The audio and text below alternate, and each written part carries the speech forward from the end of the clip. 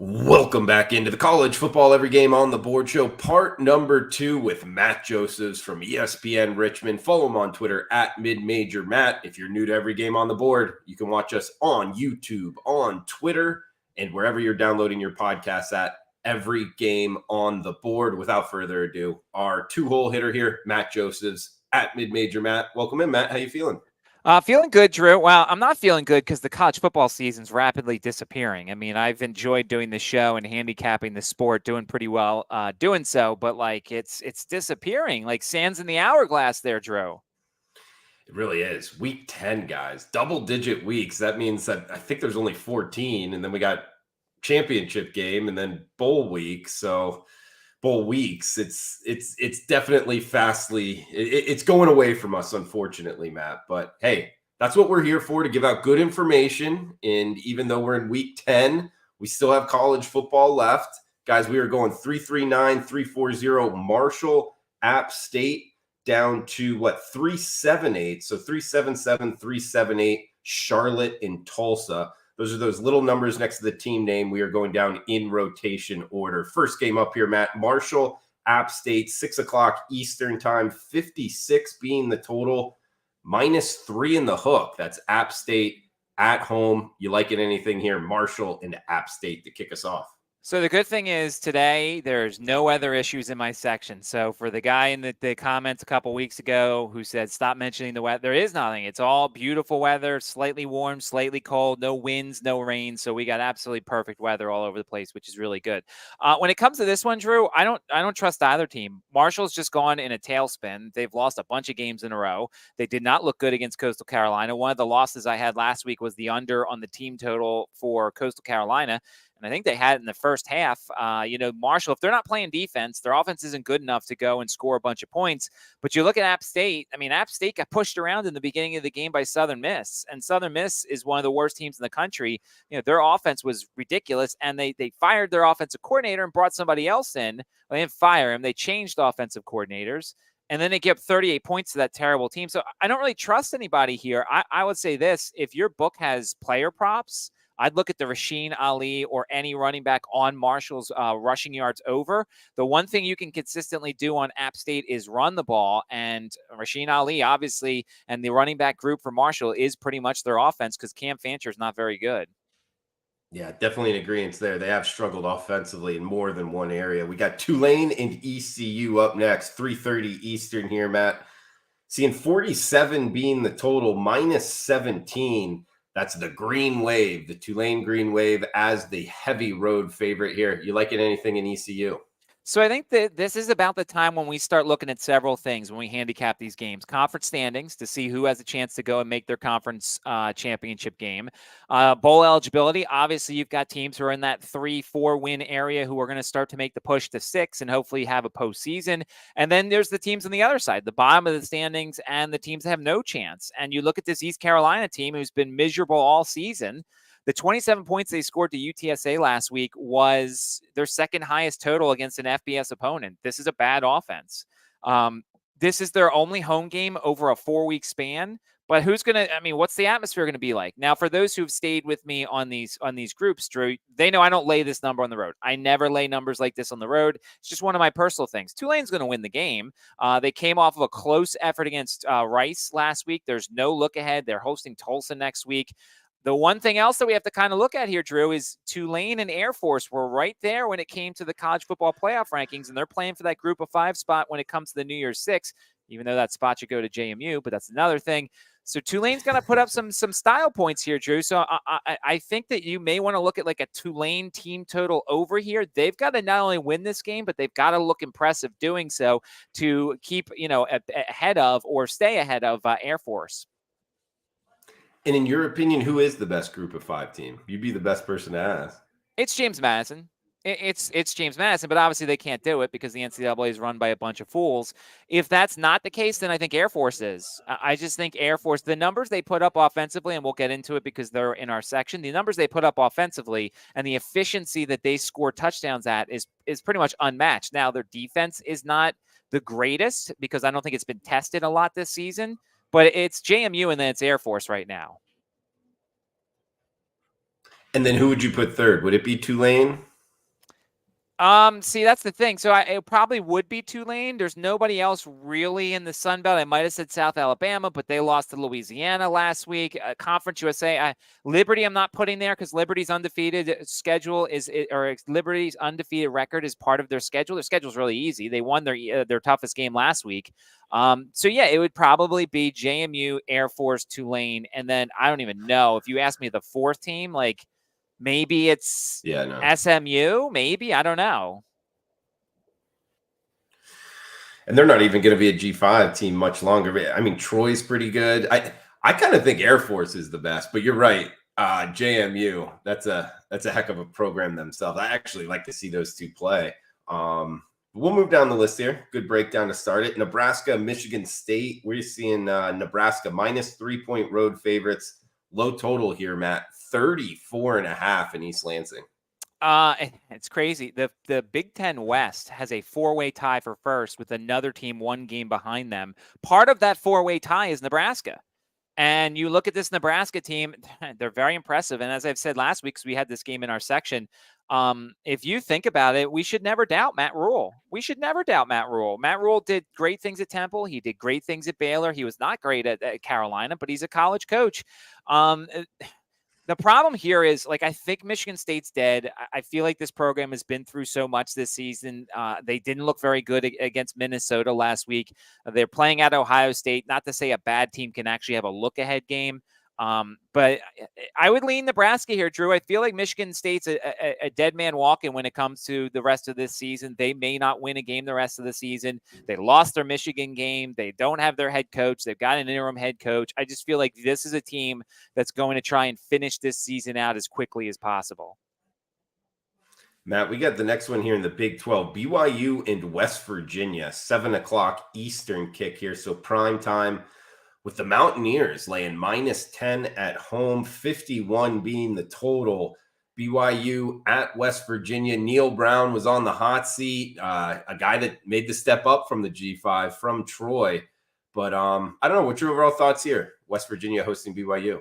I think BYU is they realized that financially this was a great move, but on the field, this is just a mistake. We've talked about it in every week that BYU's been there. You know, you can play a Power 5 school once every couple weeks and then dip into your G5s and your FCSs as an independent. But if you're playing a Power 5 schedule and you're playing a Power 5 school, you're playing Texas, you're playing West Virginia, you're playing Iowa State, you're playing Kansas State, like week after week, it's just tough. And I think BYU is experiencing that. You look at West Virginia here, a very nice Matt, win. I think Matt, the connection's a little bit off right now. If you could just kind of like go out and come back in, I think that might help. But yeah, guys, I'll go down the list here. Actually, Georgia Tech, Virginia is 349-350, and it's 58.5 minus 2. That's Virginia as the home favorite. I like Georgia Tech here, guys. I mean, they are up and down, but they're catching 2 at Virginia. I kind of like this Yellow Jackets team. I lost on them with Boston College a couple weeks ago, but keep in mind, this team went on the road into Miami, won as 3-touchdown underdog. So I would look towards the Yellow Jackets. That's one coming up here, Matt. But I think we got you back now. Anything left on BYU, West Virginia? And if not, Virginia Tech, Louisville would be the next one. Louisville minus 9.5. And the total, what we got? Yeah, 58.5 or 48, excuse me. So, yeah, I'll just throw it over to you. Anything? Let me finish on BYU, West Virginia. West Virginia is playing at Oklahoma next week. Anything you want to bet in this game potentially maybe is a first half bet. West Virginia may start pulling starters. Backdoor could be open late. The other thing that I noticed, a lot of West Virginia people were mentioning that Keaton Slovis last year as part of the Pitt Panthers, they played the backyard brawl, and Keaton had some choice words about West Virginia that some of their defense remembers. And so some of the guys are taking it a little personally with regards to that. So anything West Virginia, I'd look at the first half, just in case in the second half they start pulling back a little bit with the game against Oklahoma up next. Virginia Tech and Louisville, crazy. This is for second place in the ACC. These are two teams that I don't think anybody really had playing for second place in the ACC. Now, obviously, there's a lot more games left. Virginia Tech has had a couple of extra days to prepare. Obviously, they won that game easily over my alma mater on Thursday. The problem is I don't know how much I trust Virginia Tech. I might look at a team total under here. I believe in Louisville's defense. They shut out Duke last week with Riley Leonard. Louisville does have a game on Thursday against Virginia at home. So once again, if they are up big, which I don't expect them to be, they might pull some starters, might leave the back door open. But crazy to think, Drew, this one's for second place in the ACC. It really is. I mean, Virginia Tech, I wouldn't have thought that early in the season. We got Georgia Tech, Virginia. I gave a couple words here, positive towards Georgia Tech. I'm surprised that they're catching 2 here at Virginia, right up your neck of the woods. What are you thinking here, GT and UVA? So some fun stats here. This is the 2:00 CW game in the ACC this season, for this week. Every underdog is either won or covered in the 2:00 CW game this season. So that's something that goes in Georgia Tech side. The other side, and I just had Roddy Jones on my radio show from the ACC Network. He talked about how Georgia Tech is like 4-14 their last 18 trips to Charlottesville. It's been kind of a house of horrors for Georgia Tech in terms of like winning games there. And Virginia's playing good football right now. They won the game 2 weeks ago. They lost the game in overtime at Miami. I'm actually on the other side here, Drew. I kind of like Virginia in this situation. Plus, I mean, we're either going to get the really good Georgia Tech who's going to win this game, or we're going to get the one that lost at home to Bowling Green, and I believe also lost at home to Boston College. I'll take the Hoos in this one. I think, and I would take the money line here, take out all the shenanigans for field goal kicking and things like that. But I kind of like the Hoos in this situation. Interesting. Yeah, that's what makes the market, guys. And you're right, Georgia Tech, they're as volatile as any team this season. We get Navy and Temple up next. Midshipmen laying -6 in the hook, pretty much across the board. 44.5 the total here. Both teams coming off a bye. Usually that's good for a team to prepare for the triple option with 2 weeks to prepare. But I think Temple might be mailing the season in. They've been atrocious on defense. It looks like E.J. Warner might be the starting quarterback. I think that's a positive for the Temple Owls because their offense with Quincy Patterson has been absolutely brutal. If we get some kind of confirmation that E.J. Warner is playing in this game, I might take a shot on the over. I think Temple can score here on Navy with E.J. Warner under center. And I certainly think Navy, if you're a bad team, Drew, and you have to prepare 2 weeks for the triple option, like that's no fun. So I don't think that Temple's defense could play very well in this one. If we get confirmation E.J. Warner's going to start, and it looks like he is, I like the over in this one. They went 27-20 in overtime last year in this game. We could see something similar to that potentially. But I want to make sure that E.J.'s in the game because I do not want anything to do with Temple with Quincy Patterson under center. Matt, this next one, this might be more watched than people realize. Iowa and Northwestern, we're seeing -5 as the Hawkeyes are the quote-unquote road favorite. 30.5 is the total. Guys, 30.5. That's not a team total. That's the full game total, Iowa and Northwestern. But that's not only the reason a lot of people, I think, might watch this game, because I feel like you got to bet 30.5 one way or the other. Either sweat it out towards the under or they get to 30.5 by mistake. This is at Wrigley Field, Matt. I remember a game at Wrigley. It's kind of cool to watch, on the baseball field, Wrigley Field. Kind of, I don't know. This would be a fun one. What are you thinking, Iowa and Northwestern? Now, if I remember correctly, it was either this baseball stadium or a different one. They actually played in only one direction. They did not go in both directions. It was this one. Yeah, because I think they didn't plan the field out properly and were too worried about people running into the wall in the end zone. So that'll be certainly interesting if they change the dimensions, or once again, are we just playing in one direction? To me, with regards to that total, Drew, I'm only going over. Northwestern is coming off a really good win against Maryland. Northwestern is 2-3 in conference. They are the team one game behind that 4 group at the top of the Big Ten West standings. Iowa's part of that group at 3-2. Northwestern's at 2-3, and considering everything they went through in the offseason to be 2-3 in conference and be 4-4 overall, that's pretty impressive for Northwestern. Iowa could be slightly distracted. They had the bye week last week, Drew, but we've spent the early part of this week talking about how Brian Ferentz is probably gone, the offensive coordinator. So here you have a team that's getting ready for a game, and it looks like the offensive coordinator is going to be gone, and Kirk Ferentz is like, well, I don't know what I'm going to do now. So here's a team that's kind of distracted. I don't think I can take Northwestern plus the points here. I think if I was to take anything, Drew, I think you got to take the over. I think Iowa could score some points here. I think Northwestern could potentially score some points. The weather is very good for this game. Normally, you'd be a little worried about Chicago around this time. And remember, this game last year was 33-13. So I think the only thing I would do here is either go Northwestern or go over in this situation. Matt, this next one, I'm excited for your opinion. JMU, James Madison at Georgia State.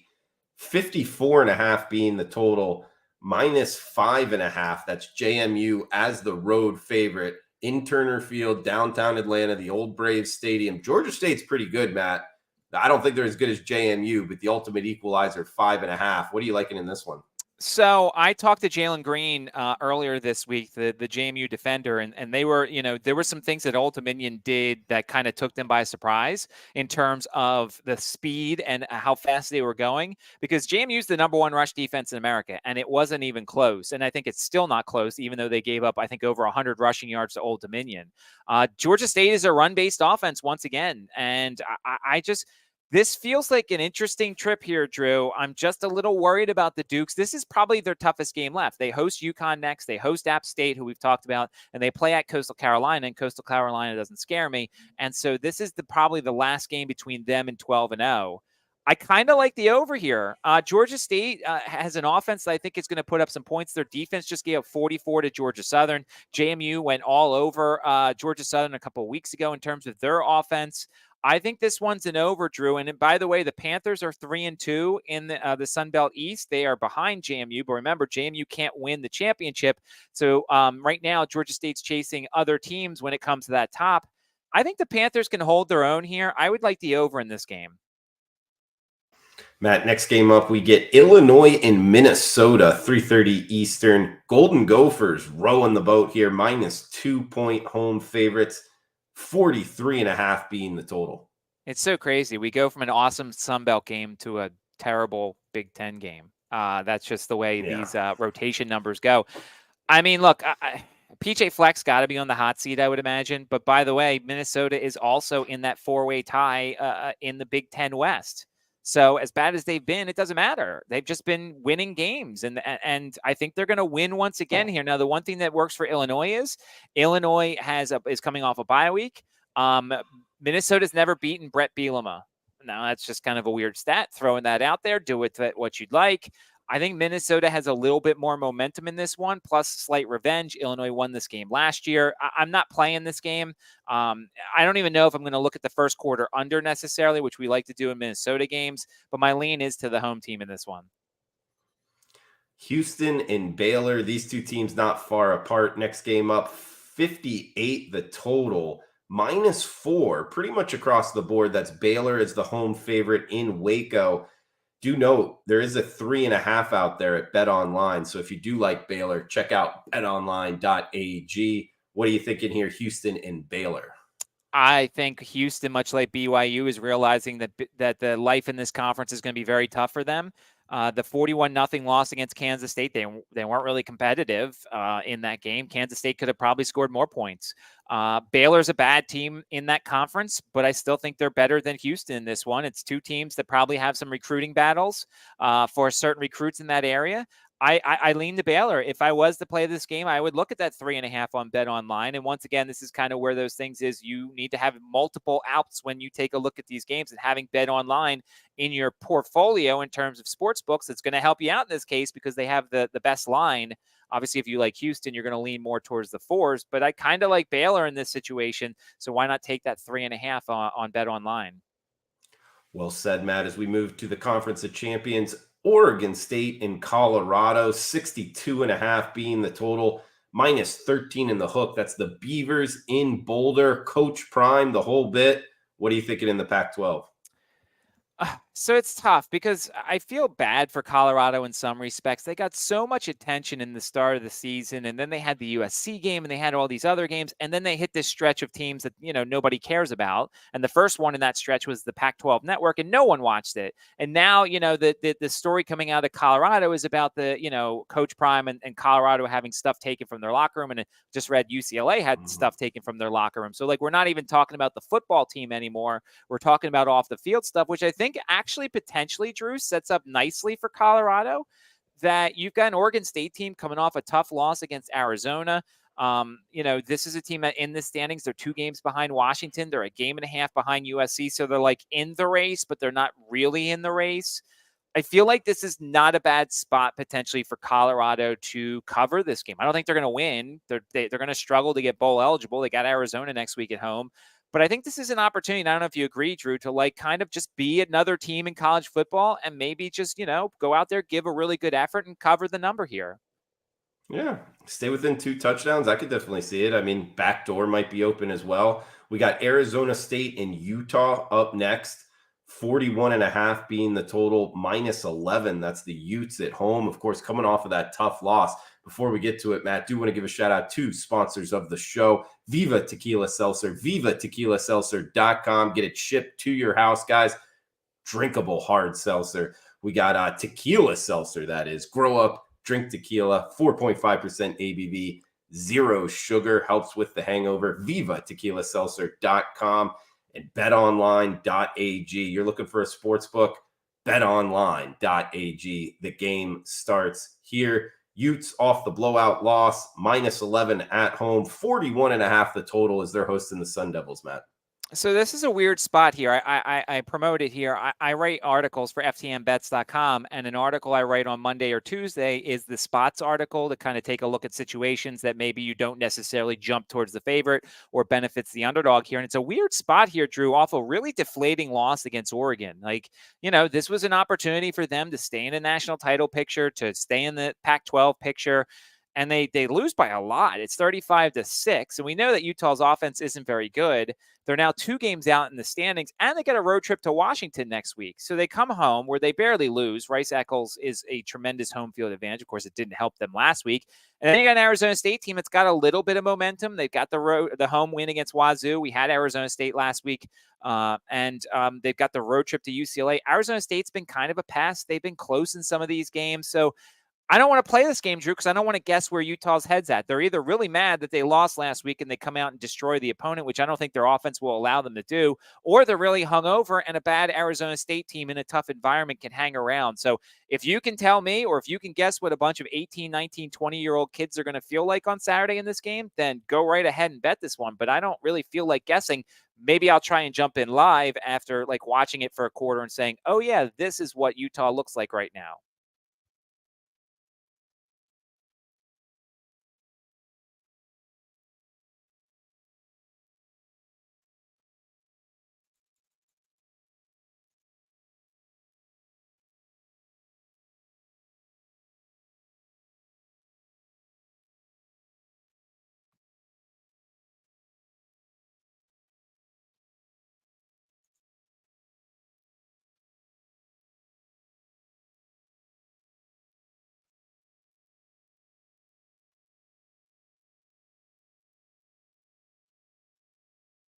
So I'm going to guess that we're talking about the Army Air Force game. You were on mute there, Drew.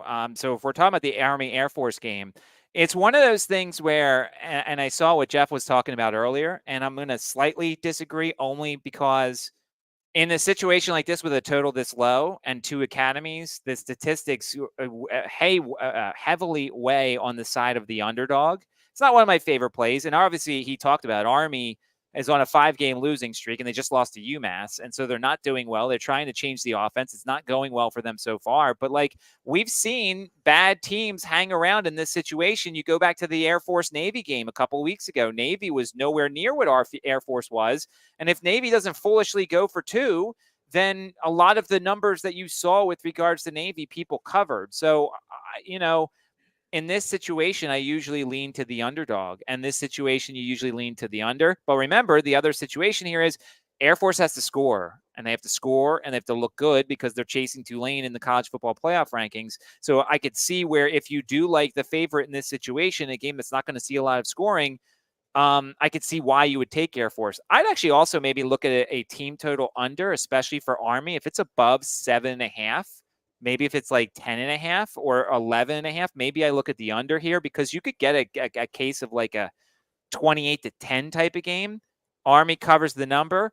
Army goes under their team total. I don't see them scoring a lot. The Air Force's defense knows what's going to come from Army. If you take anything below a 7.5, just in case Army breaks one, I don't see them doing it again against the Air Force here. So I would lean to the underdog here. I would also lean to the underdog's team total as well, because I think this is a situation where Army may score 7 points and also cover the number because of the total.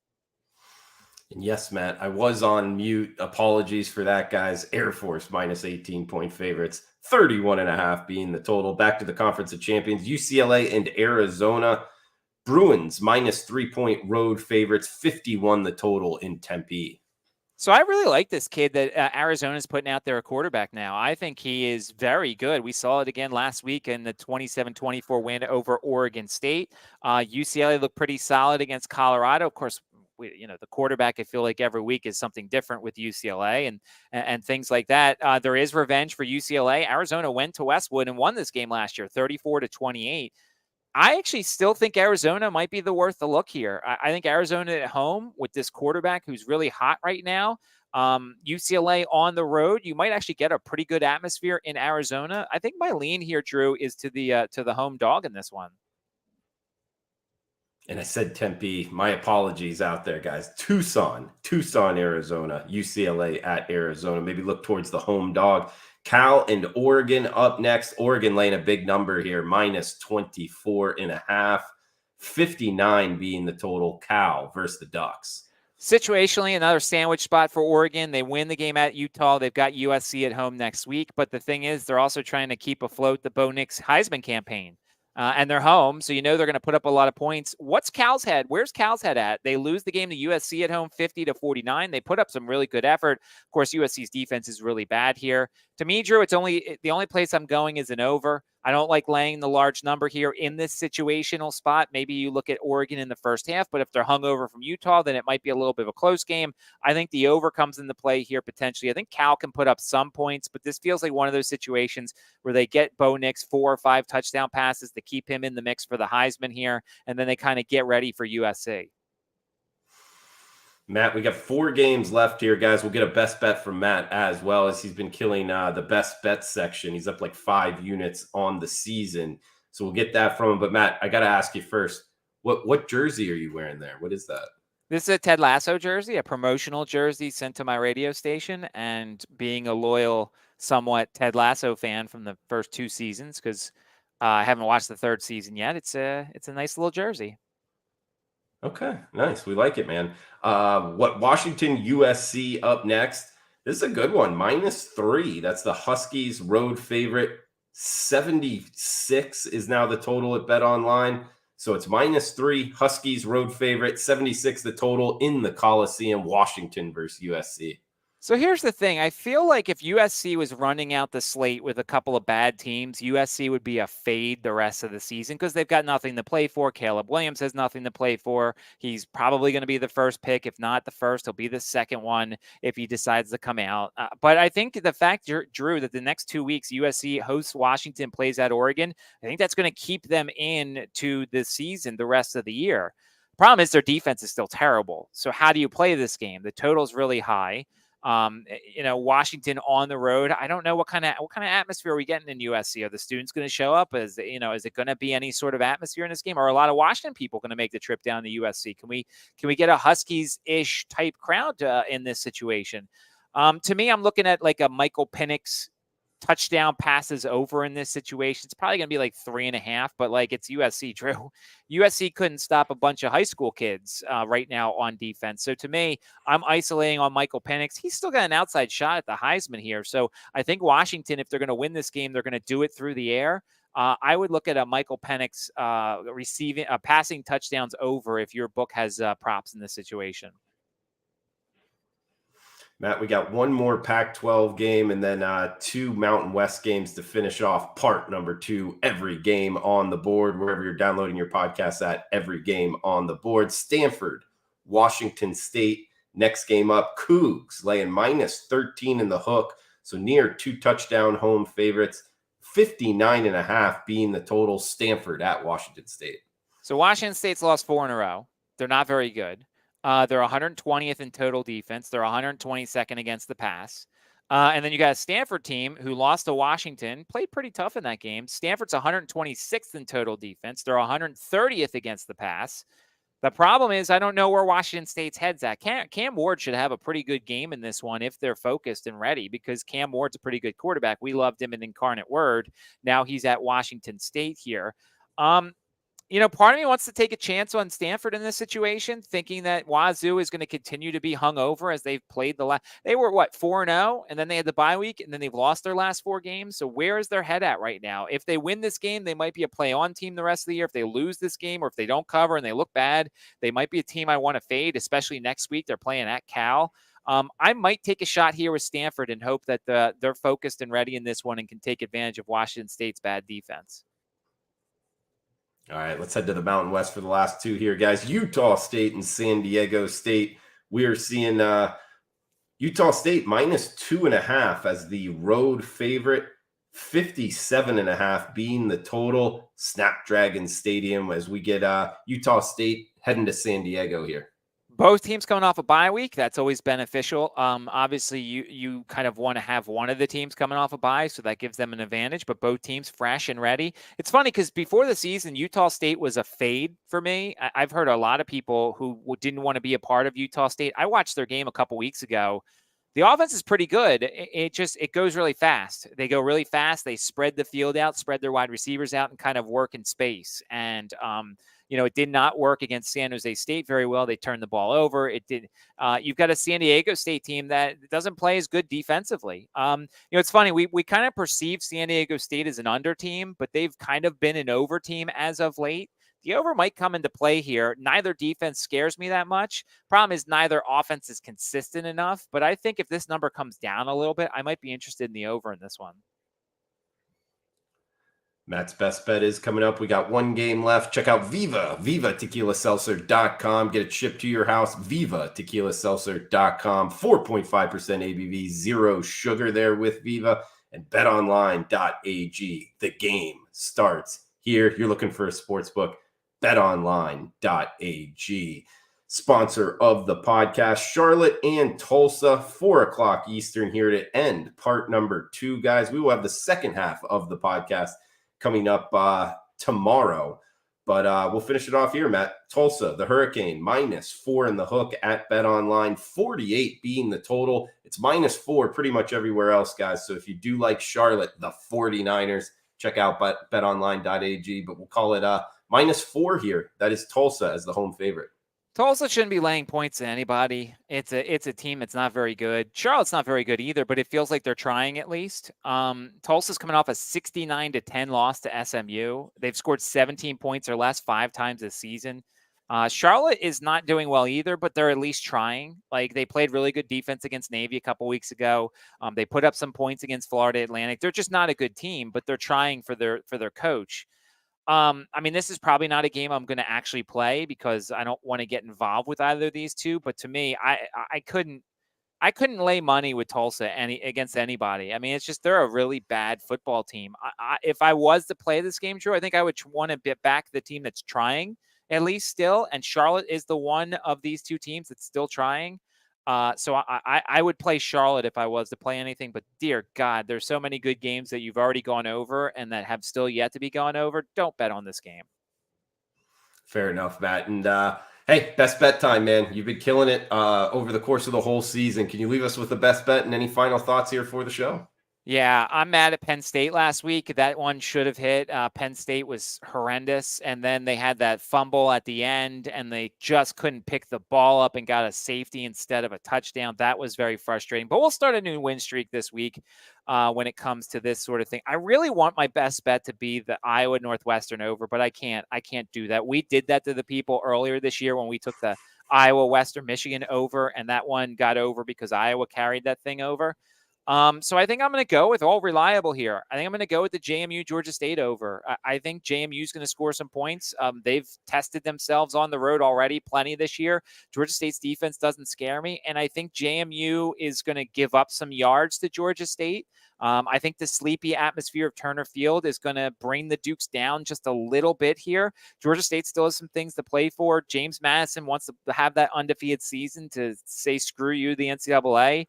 So I think we're going to get a solid game here. This was a 42-40 game last year in Harrisonburg with a lot of the same players. So give me the over here, Drew. The weather seems like it's going to be nice. I'll take the over in the JMU Georgia State game. All right, guys, over JMU Georgia State, over 54.5, but we can give the low water mark here of 54 flat at betonline.ag. Another good reason to check them out here, guys. Matt, anything good stuff as always, man? Anything here before we shut it down? No, just make sure. Obviously, we talked about the college football playoff rankings. Teams are going to want to impress and move up the college football playoff rankings, especially the G5 teams. Watch for bowl eligibility. Watch for conference standings. Watch for teams that look like they don't even want to be playing any more football. Those are definite fade targets as you take a look at the rest of the card.